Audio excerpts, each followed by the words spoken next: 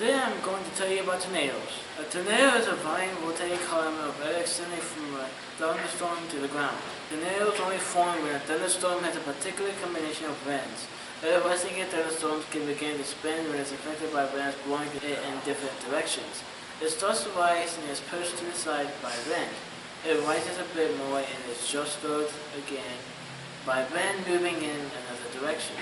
Winds moving in different speeds and directions at different altitudes cause the rising air to start spinning. Air that spins as it rises is typical in supercells, the strongest type of thunderstorm. But not all spinning air creates a tornado. For a tornado to form, there also needs to be spinning air near the ground. This happens when air in the storm sinks to the ground and spreads out across the wind and gusts. Gusts of warmer air rise as they blow. Gusts of cooler air sink as they blow across the land. If there are enough rising and sinking gusts, the air near the ground starts spinning. The spinning air near the ground speeds up as it's drawn inward towards its axis of rotation. This happens in the same way that figure skaters spin faster when the arms are drawn and rather than when the arms are outstretched. This is called conservation of angular momentum. A tornado is not necessarily visible. However, the intense low pressure caused by the high wind speeds as described by Bernoulli's principle and rapid rotation due to microscopic bands usually cause water vapor in the air to condense into cloud droplets due to adiabatic cooling.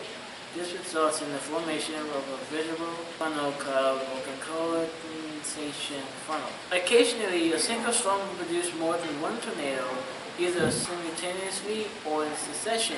Multiple tornadoes produced by the same storm cell are referred to as a tornado family. Several tornadoes are sometimes spawned from the same large-scale storm system. If there is no break in activity, this is considered a tornado outbreak.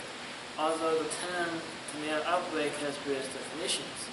A period of several successive days where the tornado outbreaks in the same general area spawned by multiple weather systems is a tornado outbreak sequence, occasionally called an extended tornado outbreak. Tornadoes can have a wide range of colors depending on the environment in which they form. Those that form in dry environments can be nearly invisible, marked only by swirling debris at the base of the funnel. Condensation funnels that pick up little or no debris can be gray to white. While traveling over a body of water as a water spout, tornadoes can turn white or even blue. Slow-moving funnels which ingest a considerable amount of debris in there are usually darker, taking on the color of debris. Tornadoes normally rotate cyclonically when viewed from above. This is counterclockwise in the northern hemisphere and clockwise in the southern. While large-scale storms always rotate cyclonically due to the Coriolis effect, thunderstorms or tornadoes are so small that the direct interference with the Coriolis effect is unimportant. As indicated by the large wall-speed numbers, supercells and tornadoes rotate cyclonically and numerical simulations even when the Coriolis effect is neglected. A dust devil, also known as a whirlwind, resembles a tornado in that it is a vertical swirling column of air. However, they form under clear skies and are no stronger than the usual tornadoes. They form when a strong convective updraft is formed near the ground on a hot day. If there is enough low-level wind shear, the column of hot rising air can develop a small cyclonic motion that can be seen near the ground. They are not considered tornadoes because they form during fair weather and are not associated with any clouds. However, they can, on occasions, result in major damage. The Fujita scale and the enhanced Fujita scale rate tornadoes by damage caused. The enhanced Fujita (EF) scale was an update to the older Fujita scale by expert elucidation using engineered brand estimates and better damage descriptions. The EF scale was designed so that a tornado rated on the Fujita scale would receive the same numerical rating and was implemented starting in the United States in 2007. An EF0 tornado will probably damage trees but not substantial structures, whereas an EF5 tornado can rip buildings off their foundations, leaving them bare and even deform large skyscrapers. The similar total scale ranges from T0 for extremely weak tornadoes to T11 for the most powerful known tornadoes. The United States has the most tornadoes of any country, nearly 4 times more than estimated in all of Europe, including waterspouts. This is mostly due to the unique geography of the continent. North America is the lowest continent that extends from the tropics north into Arctic areas, and has no major east-west mountain range to block airflow between these two areas. In the middle latitudes, where most tornadoes will occur, the Rocky Mountains block moisture and buckle the atmospheric flow, forcing dry air at mid levels of the troposphere due to downslope winds, and causing the formation of a low-pressure area downwind to the east of the mountains. The waterspot is defined by the National Weather Service as a tornado over water. However, researchers clearly distinguish flood weather waterspouts from tornadic waterspouts. Flood weather waterspouts are less severe but far more common and are similar to dust devils and windspouts. They form at the basis of cumulus congested clouds over the tropical and subtropical waters. They have relatively weak winds, smooth laminoid walls, and typically travel very slowly. They occur most commonly in the Florida Keys and the Northern Adriatic Sea. In contrast, tornadic waterspouts are stronger tornadoes over water. They form over water similarly to isocyclonic tornadoes and are stronger tornadoes which cross over water. Small-scale tornadoes like circulations can occur near any intense surface heat source. Those that occur near intense wildfires are called fire wells. They are not considered tornadoes except in the rare case where they connect to a cumulus or other cumuliform cloud above. Fire wells usually are not as strong as tornadoes, especially in thunderstorms. They can, however, produce significant damage. Though tornadoes can strike in an instant, there are precautions and preventative measures that people can take to increase their chances of stopping a tornado. Authorities such as the Storm Prediction Center advise having a predetermined plan should a tornado warning be issued. When a warning is issued, go into a basement or interior first floor room of a sturdy building greatly increases chances of survival. In tornado-prone areas, many buildings have storm cellars on their property. These underground refuges have saved thousands of lives. Some countries have meteorological agencies which distribute tornado forecasts and increase levels of alert of possible tornadoes, such as tornado watches and warnings in the United States and Canada. Weather radios provide an alarm when a severe weather advisory is issued for a local area, though these are mainly available only in the United States.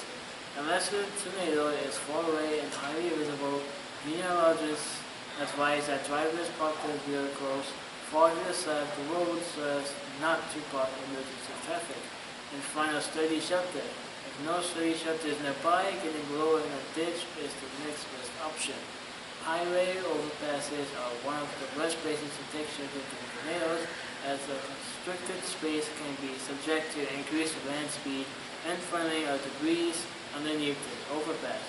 Also make sure you have a disaster kit ready with water enough for 3 days, 1 gallon of water per day. Food, medication, belly pod, or hand crank radio, and a NOAA weather radio or tone alert, flashlight, physics kit, extra batteries, whistle to signal for help, dust mask, moist toilets, garbage bag, and plastic ties for personal sanitation, wrench or pliers to turn up utilities, manual can opener for food. Make copies of your important documents on papers and store them somewhere extremely safe. Local maps, extra set of car keys, 1 sleeping bag or blanket per person, cash or credit card, and a cell phone with chargers and a backup battery, and if needed to call 911 in cases of emergency. Tornado drills are an important element in tornado preparedness. Like any of the safety drills, they increase chances of correct response to a real tornado threat. Most states in the Midwestern and Southern United States conduct a statewide tornado drill in late winter or early spring, preparation for the severe weather season. They also do tornado drills in schools to make sure students know what to do in the case of an actual tornado emergency. During these drills, the National Weather Service issues test tornado warnings and local emergency alert systems and/or NOAA as a radio normally as a required weekly test or bi-monthly test. Live tornado warning codes can only be used if a waiver from the FCC is granted, since live code testing is prohibited per regulations, or activated along with outdoor warning sirens Schools and businesses may also conduct a tornado drill simultaneously. Tornado drill is a procedure of practicing to take cover in a specified location in the event that a tornado strikes an area. This safety drill is an important element of tornado preparedness. Folklore often classifies the green sky tornadoes, and though the phenomenon may be associated with severe weather, there is no evidence linking it specifically with tornadoes. It is often thought that opening windows will lessen the damage caused by a tornado. While there is a large drop in atmospheric pressure inside a strong tornado, it is unlikely that the pressure drop would be enough to cause the house to explode. Opening windows may actually increase the severity of the tornado's damage. A violent tornado can destroy a house whether its windows are open or closed. The 1999 Salt Lake City tornado disproved several misconceptions, including the idea that tornadoes cannot occur in cities. Another commonly held misconception is that highway overpasses provide adequate shelter from tornadoes. This belief is partly inspired by widely circulated video captured during the 1991 tornado outbreak near Andover, Kansas, where a news crew and several other people take shelter under an overpass on the Kansas Turnpike and safely ride out a tornado as it passes by. However, a highway overpass is a dangerous place during a tornado, and the subjects of the video remain safe due to the unlikely combination of events. The storm in question was a weak tornado. The tornado did not directly strike the overpass, and the overpass itself was a unique design. Thank you for watching this episode of Adventurous Kids.